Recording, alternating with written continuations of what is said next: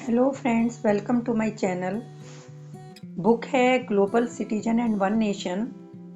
Writer है सिद्धार्था।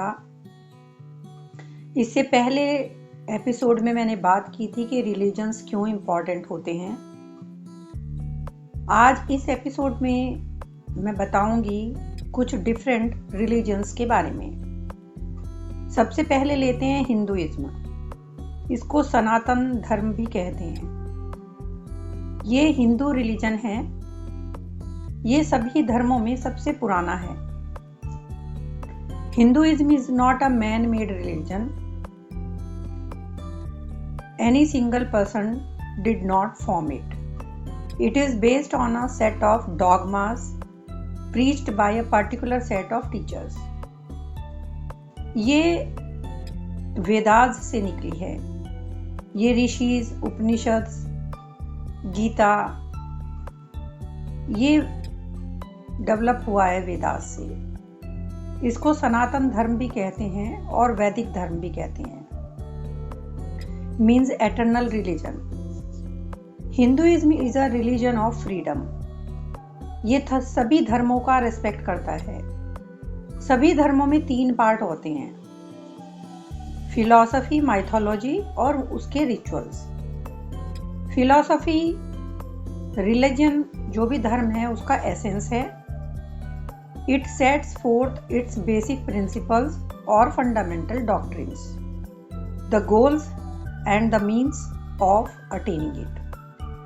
दूसरा है माइथोलॉजी। माइथोलॉजी कुछ लीजेंडरी लाइव्स के द्वारा उस फिलॉसफी को एक्सप्लेन करती है। थर्ड है रिचुअल।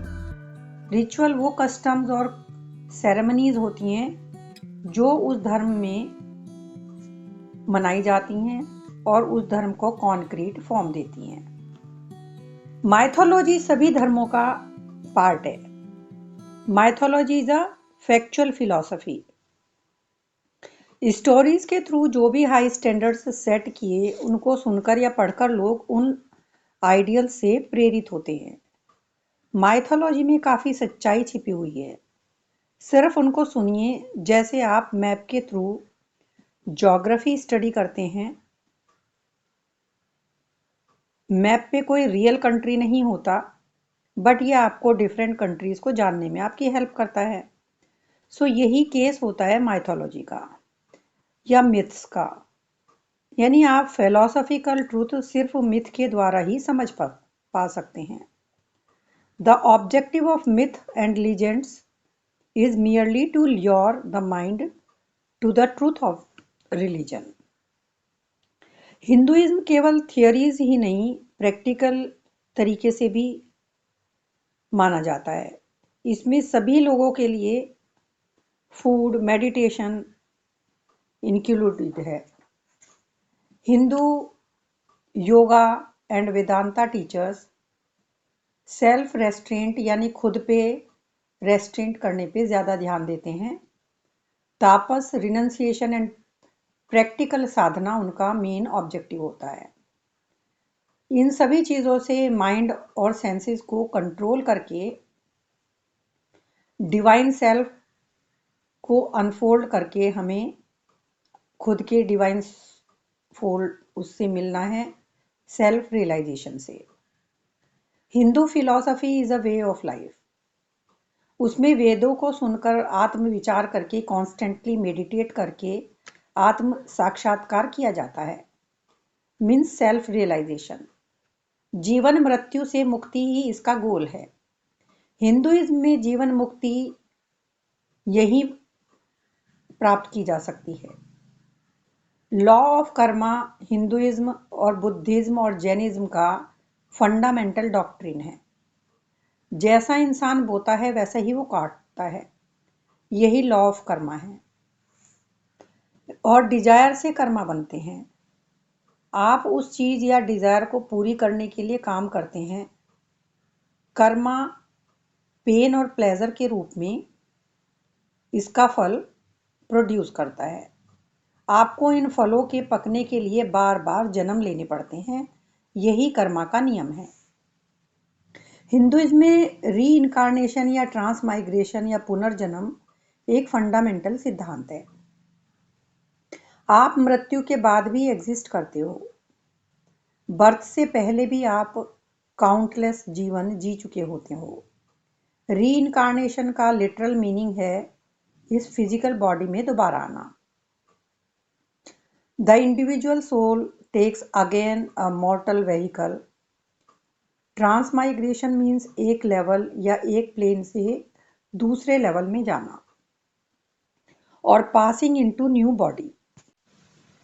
रीबर्थ का डॉक्ट्रिन कर्मा के लॉ के समान ही है। दो लोगों में जो डिफरेंस होता है या उनकी क्वालिटीज या आदतों में जो अंतर होता है वो उनके पास्ट कर्माज की वजह से होता है। Past action implies past birth. आगे भी आप सभी कर्मों के फल नहीं भोग पाते, इसीलिए अगला जन्म लेना पड़ता है। सभी आत्माओं को कई जन्म लेने पड़ते हैं। ये क्रम तब तक चलता रहता है जब तक हमें सेल्फ का ज्ञान नहीं हो जाता। आप इस दुनिया में ना तो टोटल फॉरगेटफुलनेस में आते हो और ना ही अटर डार्कनेस में। आप पिछले अपने जन्मों से कुछ मेमोरीज और हैबिट्स के साथ पैदा होते हो। पहले अनुभवों के अनुसार ही आप में डिजायर पैदा होती है। कोई भी इंसान बिना डिजायर के पैदा नहीं होता। The desire proves the existence of soul in the previous lifes. मनुष्य में इनफाइनाइट पॉसिबिलिटीज होती हैं, इमेजिनेशन की पावर होती है, उसकी विजडम होती है। सिर्फ उसको अपने अंदर की डिविनिटी को बाहर लाना है या उसको अपने अंदर से इसको अनफोल्ड करना है। यही जीवन और मृत्यु का उद्देश्य है। तो ये हिंदुइज्म को इस तरह से राइटर ब्रीफ में समझा रहे हैं। सेकंड रिलीजन है जूडाइज्म। जूडाइज्म जोरोस्ट्रियनिज्म पर बेस्ड है। इससे दो रिलीजन निकले हैं, क्रिश्चियनिटी और इस्लाम। मुस्लिम मानते हैं that their religion is founded on Judaism और कुरान में भी इस पॉइंट को क्लियर किया गया है। ओल्ड टेस्टामेंट में जूइश लोगों की सैक्रेड राइटिंग्स हैं और न्यू टेस्टामेंट जीसस क्राइस्ट के बाद आया, more than 1900 years ago, long before Jesus came to this world. And the Jews wrote and studied their sacred books. ये हेब्रू भाषा में लिखी गई हैं। ओल्ड हेब्रू बुक्स ग्रीक में ट्रांसलेट की गई और क्रिश्चियन एरा से ये 200 साल पहले हुआ। ओल्ड टेस्टामेंट में 39 बुक्स हैं और न्यू टेस्टामेंट में 27 बुक्स हैं।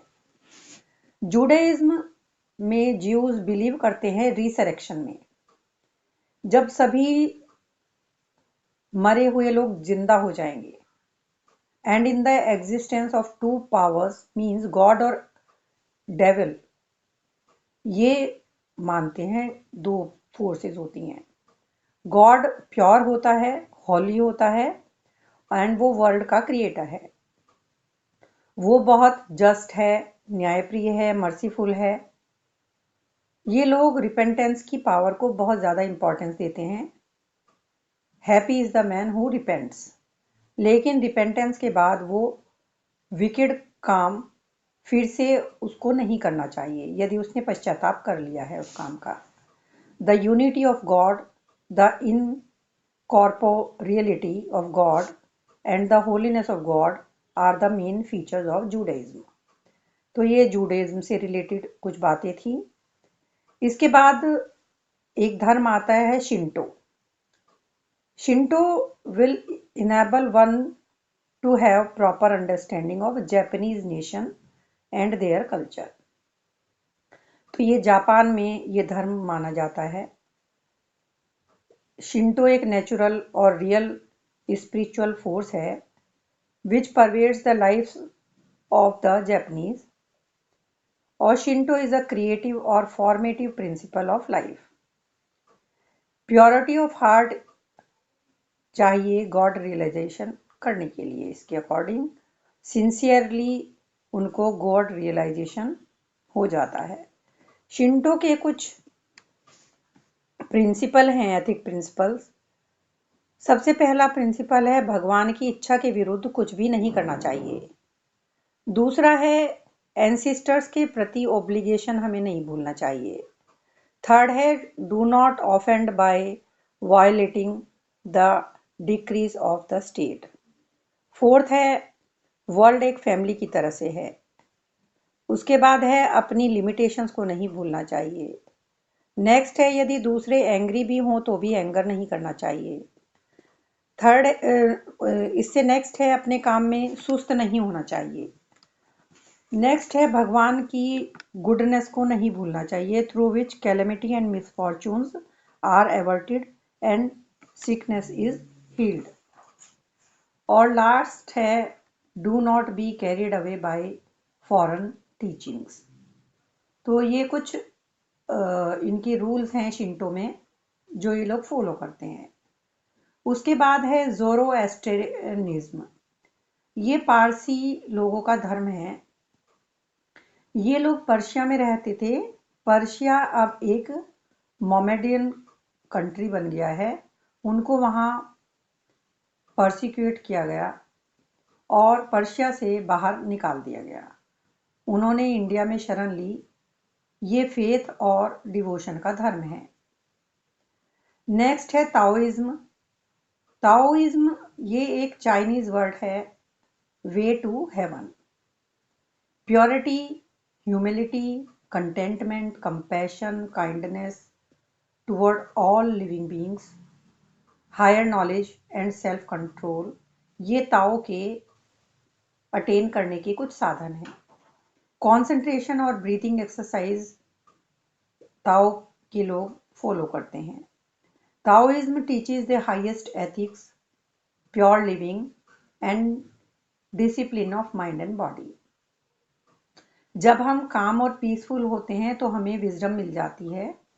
The light of intelligence grows around him. Next है जैनिज्म।